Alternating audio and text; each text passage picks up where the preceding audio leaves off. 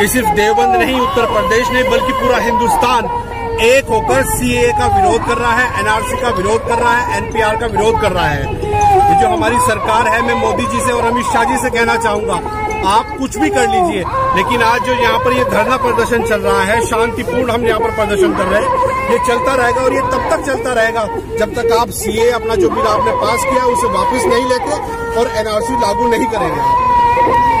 पिछले एक महीने से मुसलसल पूरे हिंदुस्तान में सीएए और एनआरसी के खिलाफ धरना प्रदर्शन जारी है, लेकिन सरकार उस पर कुछ बोलने को तैयार नहीं है, कदम पीछे हटने को तैयार नहीं। उस पर क्या कहना चाहते हैं? जी बिल्कुल, आपको बताना चाहूंगा, ये जो प्रदर्शन चल रहा है अभी दिल्ली में शाहीन बाग में तकरीबन 1.5 महीने से प्रदर्शन चल रहा है, लेकिन सरकार इसकी कोई सूट नहीं ले रही है। ये उनकी तुच्छ मानसिकता को दर्शाता है। वो अपनी हठधर्मी पे लगे हुए हैं। वो ये नहीं देख रहे हैं कि आप इस हिंदुस्तान का बंटवारा करना चाहते हैं। अरे क्यों आप संविधान को नहीं मानते हैं? कहाँ गया आपका वो संविधान? संविधान कहता है कि हिंदू, मुस्लिम, सिख, ईसाई सब आपस में भाई भाई हैं, लेकिन आप मुस्लिमों को अलग करना चाहते हैं। क्या मुस्लिम इस देश के निवासी नहीं है?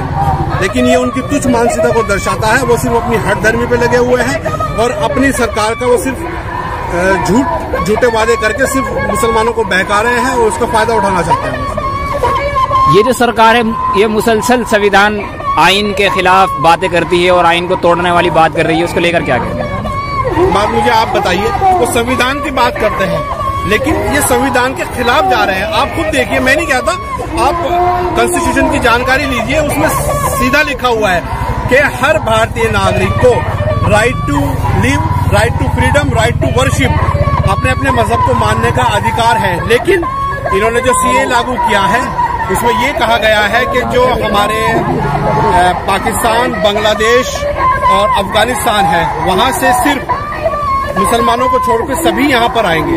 ये तो गलत हुआ ना।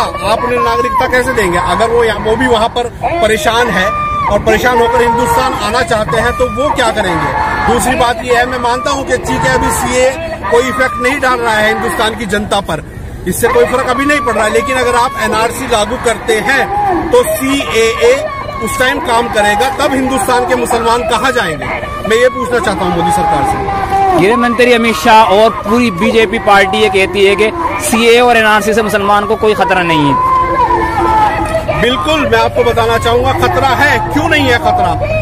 मैं मानता हूं कि फिलहाल अगर सीए जैसे लागू हुआ है उससे हिंदुस्तान के मुसलमान को अभी नहीं खतरा है, लेकिन जब एनआरसी लागू होगा, एनआरसी के तहत जिसके पास डॉक्यूमेंट्स नहीं होंगे उसे नागरिकता नहीं दी जाएगी और जो मुस्लिम होंगे उन लोगों को नागरिकता नहीं दी जाएगी इस कानून के हिसाब से। लेकिन हमारे जो हिंदू भाई हैं, सिख हैं, बौद्ध हैं, जैनी हैं, उन्हें नागरिकता दी जाएगी। तो ये कानून एक कहाँ हुआ हमारे लिए? इसमें आप मुसलमानों को पीछे छोड़ रहे हैं, इसमें आप बंटवारे वाली बात कर रहे हैं। ये खतरा है हमारे लिए, नहीं मुसलमानों के लिए नहीं, पूरे हिंदुस्तान के लिए खतरा है। अभी तो सिर्फ इसमें हमारे मुसलमान परेशान है। जब ये एनआरसी अल्लाह ना करे अगर ये लागू हो गया, आप देखना यहाँ पर कितनी लाइनें लगेगी, सारा रोजगार ठप हो जाएगा, पूरा हिंदुस्तान परेशान है। जीडीपी आप देख लीजिए कहाँ चली गई है। 2014 में कहाँ थी 8%, अब 4%